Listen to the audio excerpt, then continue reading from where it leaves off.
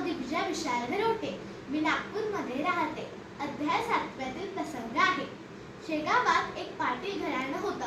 त्यात खंडू, गणपती, नारायण, मारुती, कृष्णाजी आणि हरी पाटील असे 6 बंधू होते. गावाचे पाटील असल्यामुळे गावात दांडगाई करणे हेच त्यांचं काम होतं.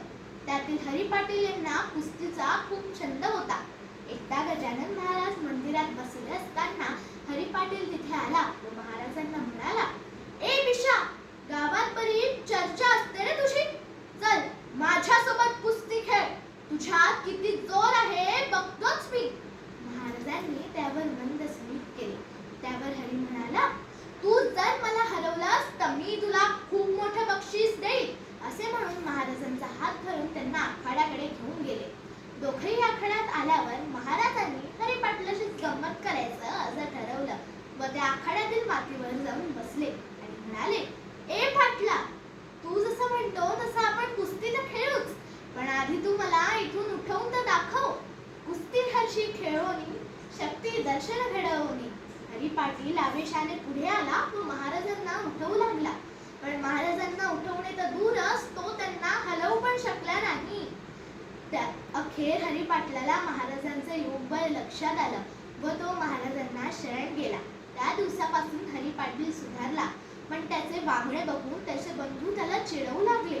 त्यातील नारायण म्हणाला, "काय रे, तू त्या पिशाला का घाबरतोस? त्याला तर आता चांगलाच धडा शिकवायला पाहिजे." असे म्हणून ते सगळे उसाची मोळी घेऊन महाराजांकडे जातात. मारुती म्हणतो, "एड्या, खातोस का ऊस?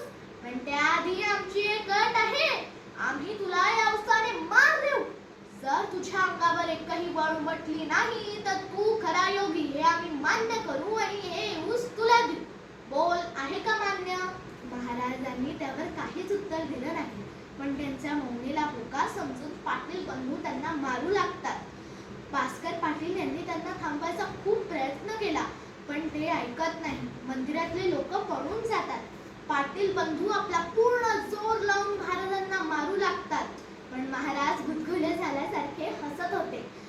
ते मुले मारून मारून थकून गेली, पण महाराजांना काहीच झाले नाही. त्यांच्या पाठीवर एकही बळ उमटली नाही.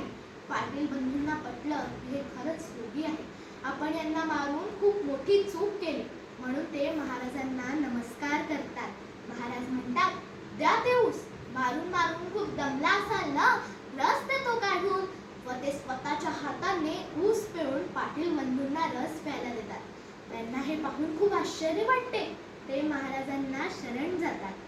या कथेतून महाराजांनी योगाचे महत्त्व पटवून दिले आहे.